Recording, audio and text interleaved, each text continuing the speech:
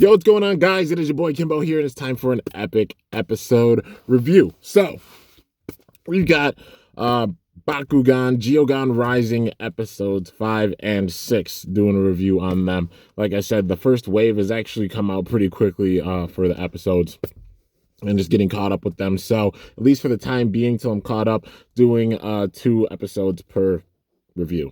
But yeah, I reviewed 1, 2, 3, and 4 up to this point. Feel free to go back and check them out. I give my thoughts on them and everything. But yeah, so now getting into episodes 5 and 6. So we're going to start off with episode number 5. So with this one, Gregorius Reed arrives. So the mysterious figure that we've been seeing, who like Jenny, who else? Everett, a bunch of figures have been going to, all these characters have been going to this certain figure, and it happens to be Gregorius Reed. So at first it's like they were hyping him up big time from the get-go, but Gregorius Reed, it seems like he's gonna be the antagonist for this series. And they basically explain that he's a very famous billionaire. Like, he's a billionaire. Dude is rich. And he's also a very avid Bakugan collector. So, yeah, man. But it seems like he has some bad, intentions, even having all that money and such, with Bakugan. So he's been just doing the most little nitpicky strategies to just get things from the awesome brawlers at this point. Like, literally, he's been the thorn in their side. Like, these characters coming in, but Everett going back to him. Crystal, Blue going back to him. Jenny going back to him. All these characters that they've been seeing are in collusion with him and work for him. And it also includes Strata. So, yeah, man. So the awesome brawlers actually find the mansion. Like, they didn't know this was a part of Los Vomos, but it's a big mansion, and it is owned by Gregorius Reed. And then they give the backstory on him and everything. And with that, they try to go and, kind of ambush, the mansion, but he has everybody ready. Like, Gregorius Reed steps ahead. Even Crystal Blue can see into the future. Like, apparently she could see, she's a psychic, she could see into the future a bit. So, yeah, I feel like things are going to get really wild for her at the end of the series. But, yeah, she foresaw them coming. So they were ready for every move that the Awesome Brawlers had. So they all showed up and they split up. So Gregorius Reed's crew, they split up. I'll call him probably Mr. Reed. Yeah. But it's basically Dan versus, it was Dan versus Strata, I believe. Also realizing that Strata is actually a Ventus brawler in this season. Are they switching up Strata's typing with each season, or did they just do it with this one? But yeah, because he was definitely Aquas in the last season. Anyways, yeah, so it was Dan versus Strata, and then we got Lightning versus Crystal, and then Everett versus Leah. Like, a bunch of different battles just happening around the mansion and such. But while all these battles were happening, Gregorius Reed just had big time plans, and he was doing stuff deep underground in his mansion. So one by one, the Awesome Brawlers start beating them. But then Winton and Falcron mentions seeing a secret tunnel that goes, a secret set of stairs that goes underground. And then Winton and Falcron go down, and it basically leads into the second part of this episode. So they go underground, and then they see Jenny. Actually, Jenny appears again, man, and it's Winton that sees it. Just the way that they're shaping it, that's so cool. But they go underground, and then everything comes together. They finally show off Gregorius Reed. So they hype him up. At first, it's like a dialogue between Winton and Jenny, and then Gregorius Reed shows up and truly shows himself. So at the very beginning of the episode, he got his hands on a gate so he can go to Vestroya, the one that Jenny took from Winton. She gave to Gregorius Reed. He uses it to go to Vestroya. Pyravian warns Drago about it and kind of gets a hold of him, contacts him telekinetically. And that's how they, got the idea to go to Gregorius Reed's mansion, to go to that place. And yeah, dude, it's crazy. It's awesome how they built him up. Like, they made him an ominous figure from the get-go, and we're seeing him already. They're bringing him in already. Really, really wild, dude. Love that setup. But yeah. So what Gregorius Reed got was he went to Destroyer and he got a healing. They call it a healing core cell. So yeah, they got this healing core cell. He takes it and he brings it back to his mansion, and that's what he's using underground. And he's actually extracting the power from it, but then he cranks it all the way up. Even Jenny says it's a bad idea. Like, this isn't a good idea. I turned the light on accident. Well, yeah, like this isn't a good idea. And he's just like power hungry, so he's like more, because he tells Winston how he wants to just, achieve his ultimate dream. But also there could be evil factors behind that, and it's definitely a given here. He pushes the healing core cell beyond its limits, and it explodes. And it must have caused a huge chain reaction and release of energy. So with that, Jenny and Winston are battling outside. And it's cool because Jenny's actually using a Chaos Simoga. Gregorius Reed gives her a Simoga. And she uses it, and then she gets this new core while they're battling. The core has the faction symbol on it, actually, and it looks different. And she throws it out, and it actually introduces the first Geogan. So the goal that Gregorius Reed was after, he wanted to get his hands on Geogan. These very, very ancient, kind of similar Bakugan creatures, But he wanted to get his hands on them, and that was his ultimate goal. Probably to use them and take over the world. It'll probably go that far towards the end, But you could see the evil motives with it. But he wanted to get his hands on Geogan, just being a billionaire collector and such. And the first one we see is actually Mutasect. It's Chaos Mutasect that shows up, and it just whoops, dude. It beat down Falcron. But then Falcron and Winston actually just, they retreat because they couldn't take it on, because they've hyped up Geogan to be that strong. And I love the way they do this. It fully makes sense how they have the Geogan play in the battle. So in the battle, in the actual TCG, I know it's kind of misconstrued, but you can only have one Geogan per battle. And you also have to have the physical Geogan in your deck in order to use it. And anybody who doesn't know that, some people might be like, oh, you could have as many in your deck as you want. You have to have the figures for all of them. So you can literally, it's like one extra support piece. So you can only have one per battle.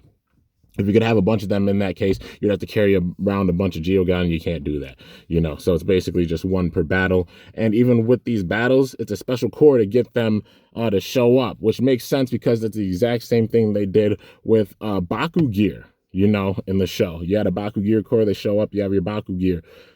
But yeah, obviously with the TCG, you pay a certain amount, and then you have the Baku Gear attached to your Bakugan permanently. And then in this case, a Geogan, it takes the place of your Bakugan, and you battle with the Geogan. But in the show, it's a core, and then the Geogan comes out of the core, and basically they grant one wish. That's kind of what they do, in a battle. It's like a wish in a battle, and then it's just take them out, defeat them, and that's the goal.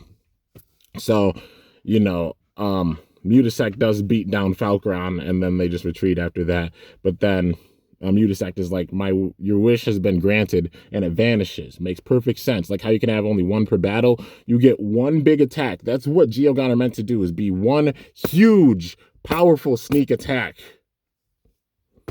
against your opponent, and they show that fully with the show, because they get in big time attacks and they battle until they're done, and then when they're done, that's it, they're gone.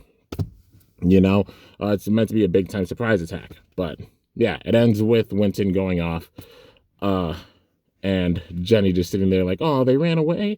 But that's how that episode ends. Honestly, I think it's a really sick way that they brought in Gregorius Reed, showing the new faction that there is, that they're bringing in a new group. And they're doing it already, man. 5 episodes in, and it's already happening. Granted, this season is shorter. It's supposed to be shorter than the other seasons that we've seen before. So going along with the story a bit. But still, really, really awesome the way they did that. So, yeah.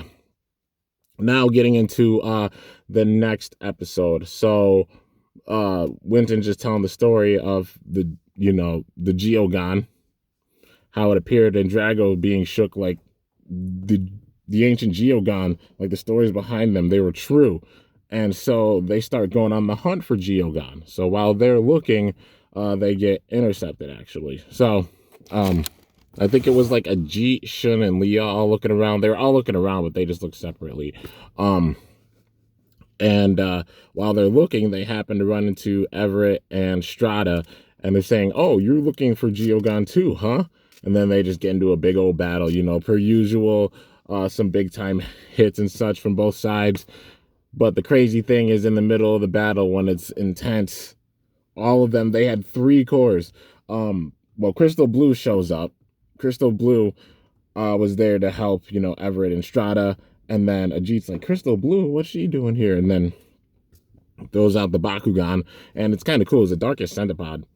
And then also, Strata had Ventus Hydronoid, so he's a big-time Ventus brawler in the season. It's kind of cool seeing that. Like, Strata just switching up like crazy. I mean, he's a Bakugan hunter. He just goes with whatever he's got. But, yeah.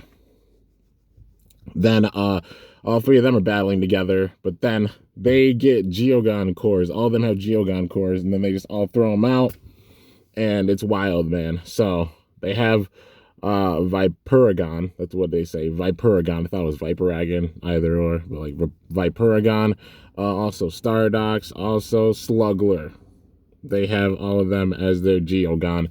And they're extremely powerful. Each of them, one by one, hit the awesome brawlers Bakugan and knocked them all out. Even Pinsatار. They made Pinsatár upset because Everett was making fun of him, calling him like a scorpion. He's really a sand crab, but he called him a scorpion and he hates it. So then Pinsatár being Pinsatár stops being just chill and gets mad and then gets in the zone for the battle. But when they pull out the Geogan, the crazy thing is, like, even with his rage, Pinsatár went down. All of them went down in the battles. And then Winton and Dan showed up afterwards, and they looked up and they saw all the Geogan and they're like, whoa.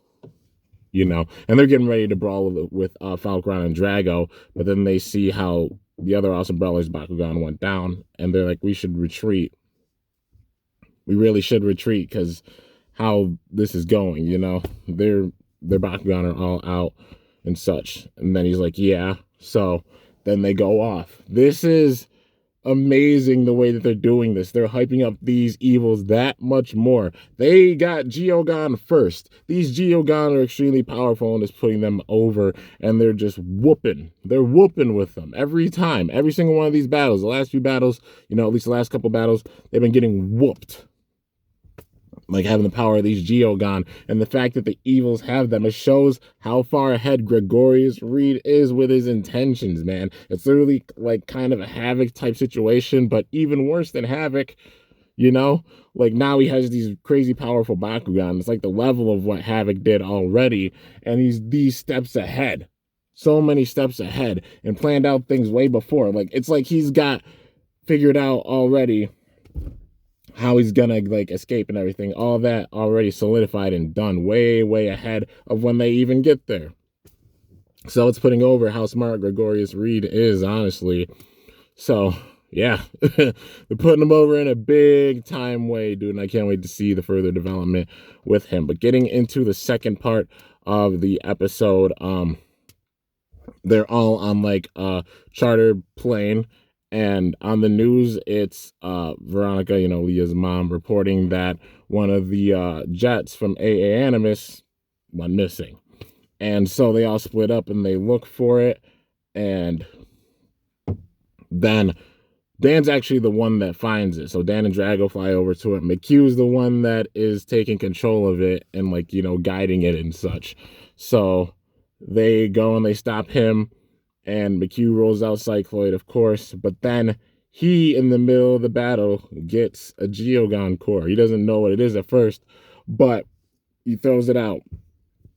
And we get, I thought it was Serturan at first. It's Saturn. That's how you pronounce it, is Saturn.